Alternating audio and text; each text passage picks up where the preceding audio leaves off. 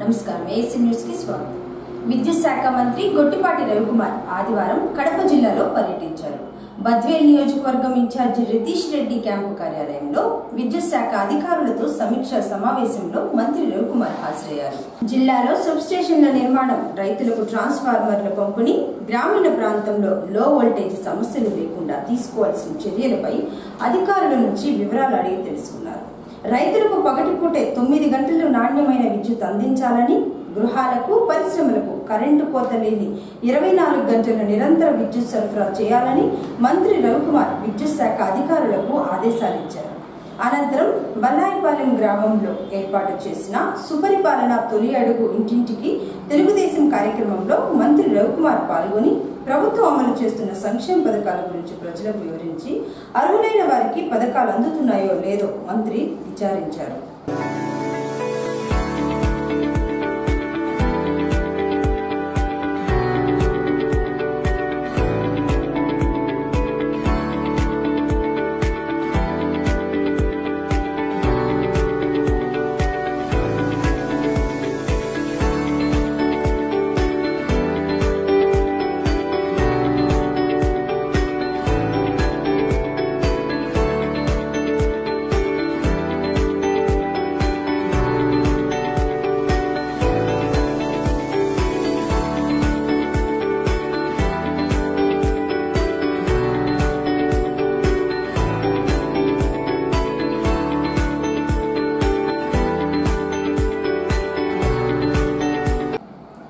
ప్రధానమంత్రి నరేంద్ర మోడీ దగ్గర మెప్పు పొందేందుకు యోగాంధ్ర పేరుతో రాష్ట్ర ప్రభుత్వం 300 కోట్ల రూపాయలు ఖర్చు చేసినప్పుడు కార్మికుల సమస్యలు గుర్తుకు రాలేదా అని సిఐటియు నాయకులు తంగిరాల వెంకటేశ్వర్లు ప్రభుత్వాన్ని ప్రశ్నించారు.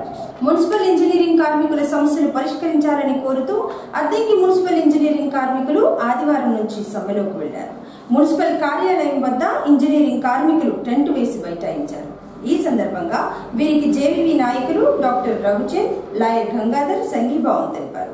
మున్సిపల్ ఇంజనీరింగ్ విభాగంలో పనిచేస్తున్న కార్మికులకు నైపుణ్యానికి తగిన విధంగా జీవో నెంబర్ 36 ప్రకారం 21,000 మరియు 24,000 రూపాయల చొప్పున జీతాలు చెల్లించి 17 రోజుల సమ్మెకాలపు ఒప్పందాలైన 75,000 రూపాయలు, రిటైర్మెంట్ బెనిఫిట్ 5 లక్షల నుంచి 7 లక్షల రూపాయలకు ఎక్స్గ్రేషియా పెంపు, దహన సంస్కారాలకు 15 నుంచి 20,000 రూపాయలు, 62 ఏళ్లకు వయోపరిమితి పెంచాలని, లేని పక్షంలో సమ్మెను ఉధృతం చేస్తారని వెంకటేశ్వర్లు హెచ్చరించారు.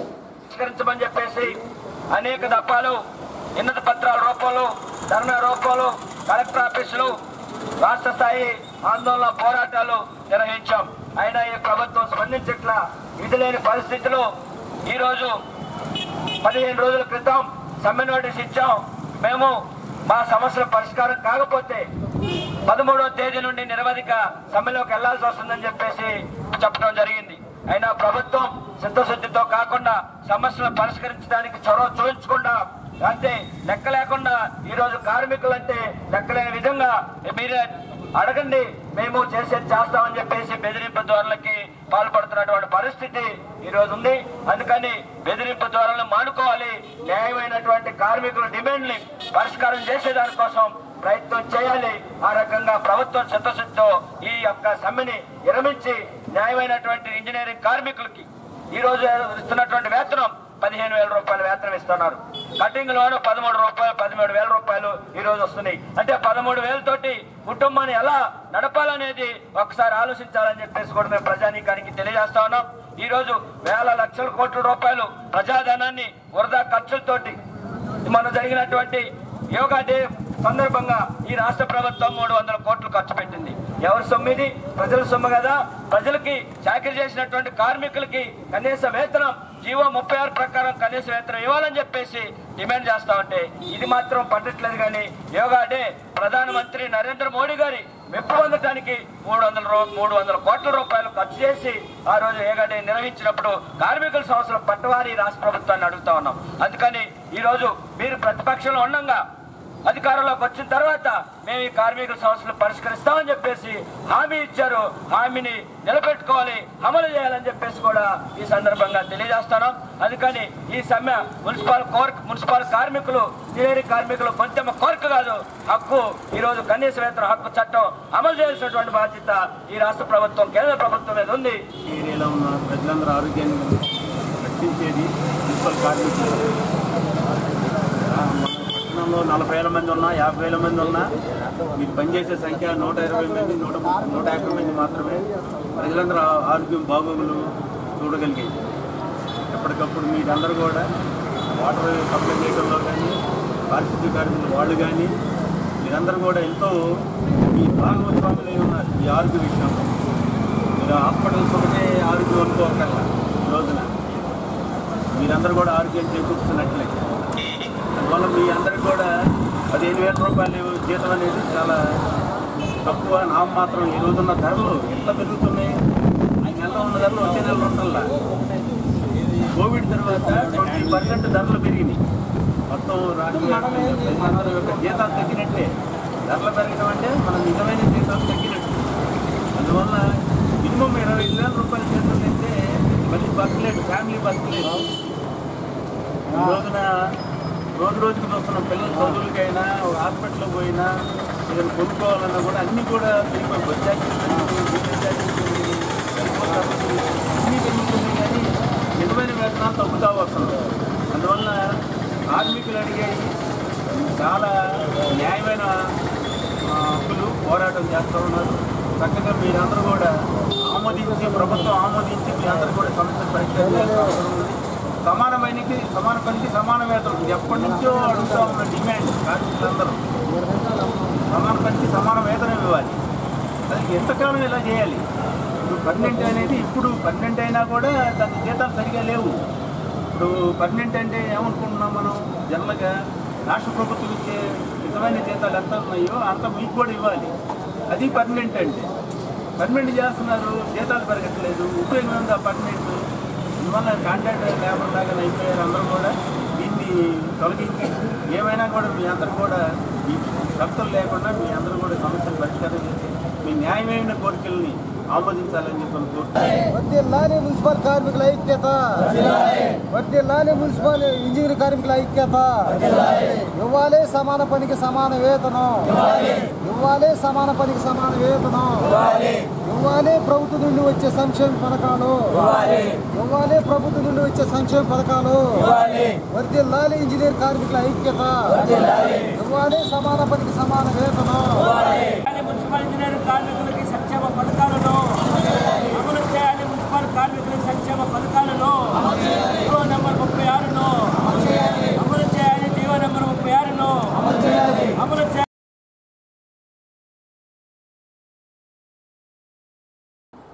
తొలి ఏకాదశి పండుగ సందర్భంగా అద్దంకి పట్టణంలోని స్థానిక కాకానిపాలెంలో వేంచేసి ఉన్న శ్రీ రంగనాయకుల స్వామివారి దేవాలయంలో గత ఆదివారం నుంచి హరే రామనామ సంకీర్తన సప్తాహం ప్రారంభించగా ఈ ఆదివారంతో ముగిసింది.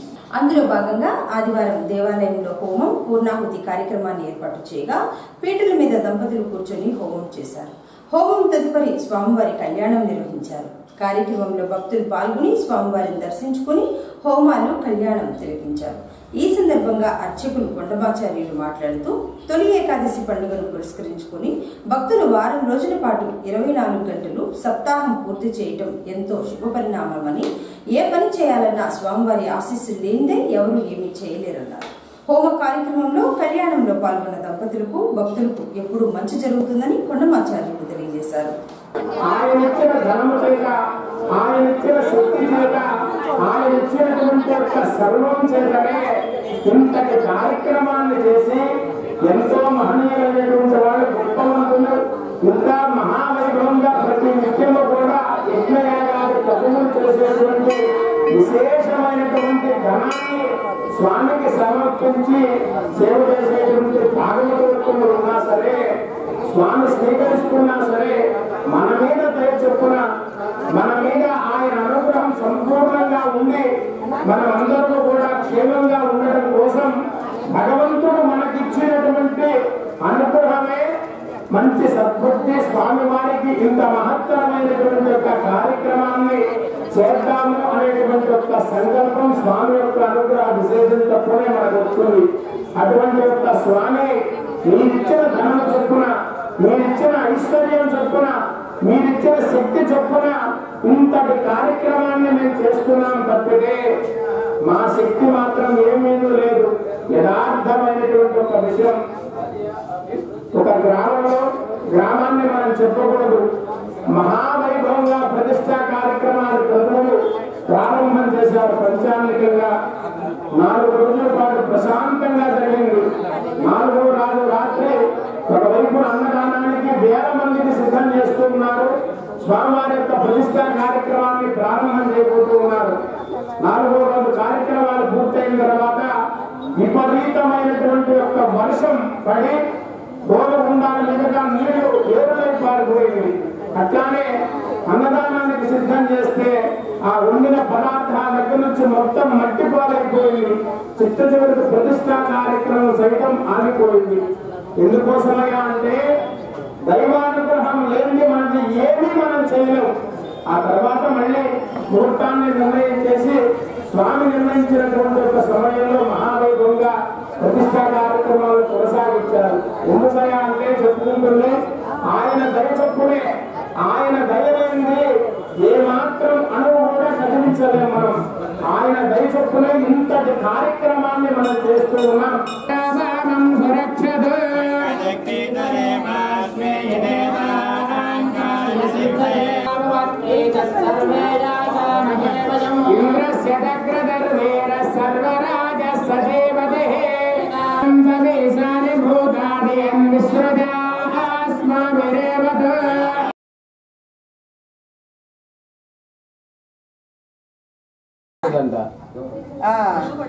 నేను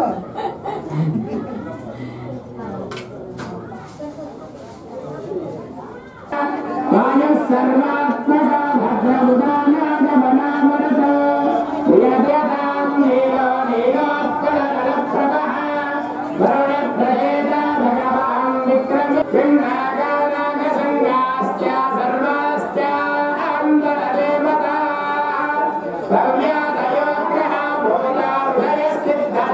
నీ దయ చొప్పున విశేషమైనటువంటి కార్యక్రమాలు సంకల్పం చేసినటువంటి కార్యక్రమాలన్నీ కూడా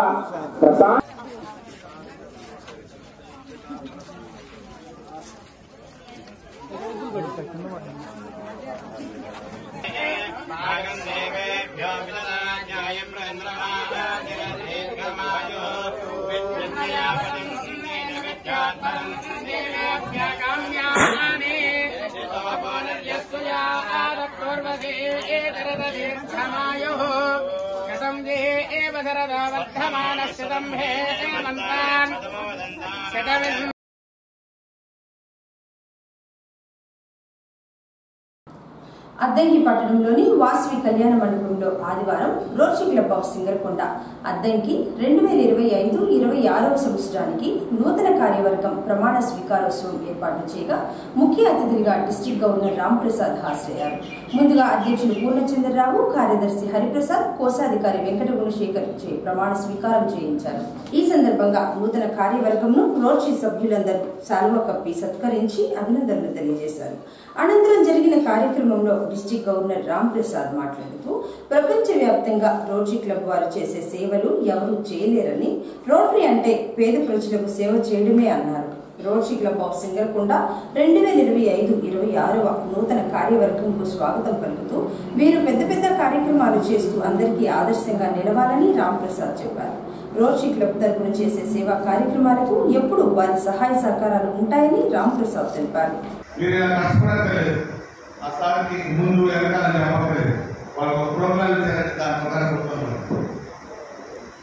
మార్నింగ్ వచ్చినప్పుడు లైట్ ఫోన్ వేస్తారు కదా, నీ పేరు కూర్చోమ్మా. నాకు ఆమె ఎంత హుషారుగా వచ్చి గాలి దాపి ఫ్యాన్ ఆపేది సార్ చోటు పట్టుకోలేదు.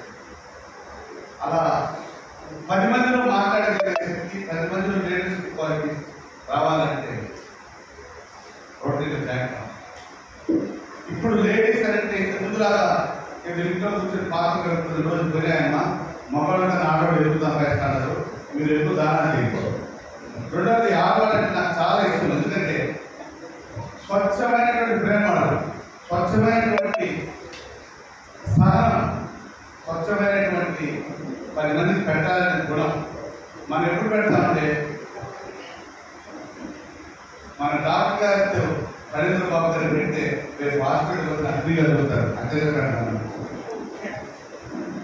మన రుద్రయ్య గారి దగ్గరికి పోతే నాకు మంచి భోజనం పెడతారంటే రుద్రయ్య గారు మనం చెప్తాను. ఎవరు చెప్తారు చెప్పండి? మీ బంధువులు ఎవరైనా డబ్బులు పిలుస్తారు పెళ్ళికి. నేనైతే కొన్నాను, నేనైతే నాకన్నా ఎక్కువ డబ్బులు వాళ్ళే పిలుస్తారు. కానీ ఇంటికి వస్తే రామ రామ తినని పెట్టేవాడు వాళ్ళే.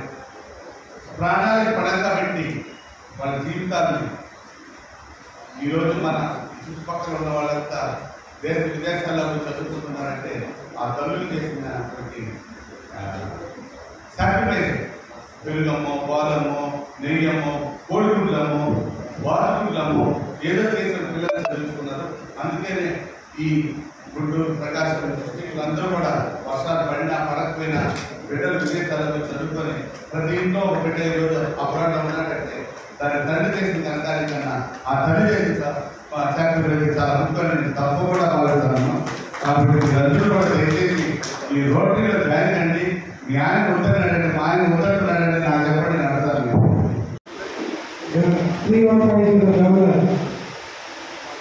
రామప్రసాదరావు గారు, నా అసిస్టెంట్ గవర్నర్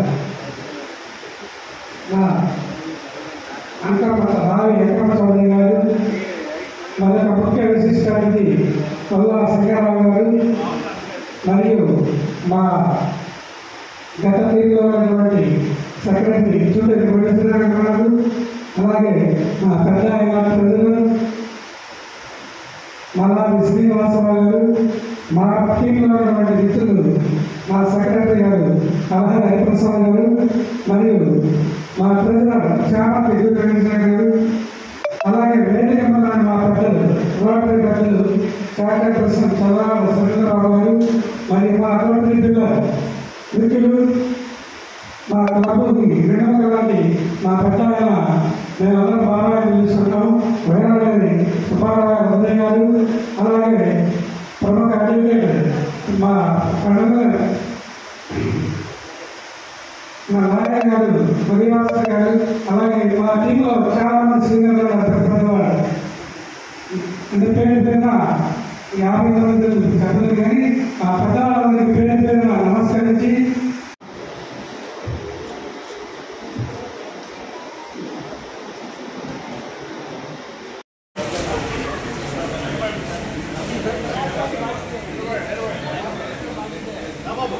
ఓకే సార్ ఒకసారి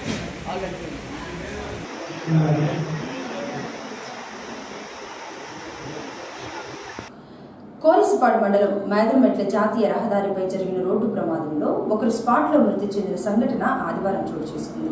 కోరిసిపాడు గ్రామానికి చెందిన పాలేటి రాకేష్ ద్విచక్ర వాహనంపై మేదరమెట్ల వస్తుండగా వాహనం అదుపు తప్పడంతో రాకేష్ కింద పడి తలకు బలమైన గాయం కావడంతో స్పాట్లోనే మృతి చెందాడు.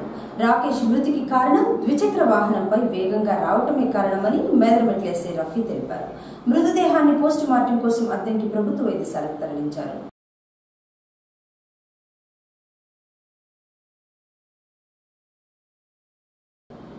రోటరీ క్లబ్ ఆఫ్ సింగరకొండ ఆధ్వర్యంలో రోటరీ సభ్యులు కాకర్ల వెంకటేశ్వర్లు సౌజన్యంతో ఆదివారం మద్దిపాడు మండలం నాగన్నపాలెం గ్రామంలో ఉన్న శ్రీ సిరిడి సాయి సేవాశ్రమంకు 25,000 రూపాయల విలువ కలిగిన కుట్టు మిషన్ను రోటరీ డిస్టిక్ గవర్నర్ రాంప్రసాద్ అందజేశారు. అనంతరం సింగరకొండలో ఉన్న హరిహర గోకులంను సందర్శించి రాంప్రసాద్ మామిడి, ఉసిరి, బాదం మొక్కలను నాటారు. వీటి సంరక్షణ రోటరీ క్లబ్ సభ్యులు చూసుకోవాలని తెలియజేశారు.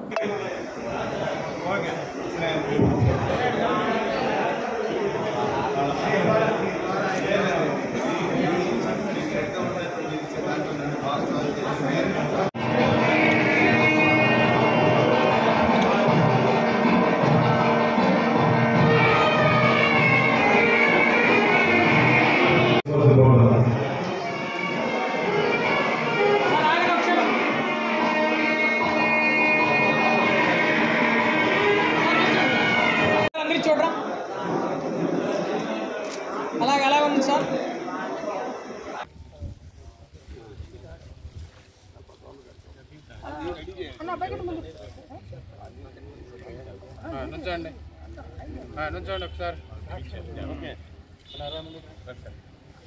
ఎట్లా చివరి దాకా నుంచోవచ్చు సార్ రండి ముందుకు.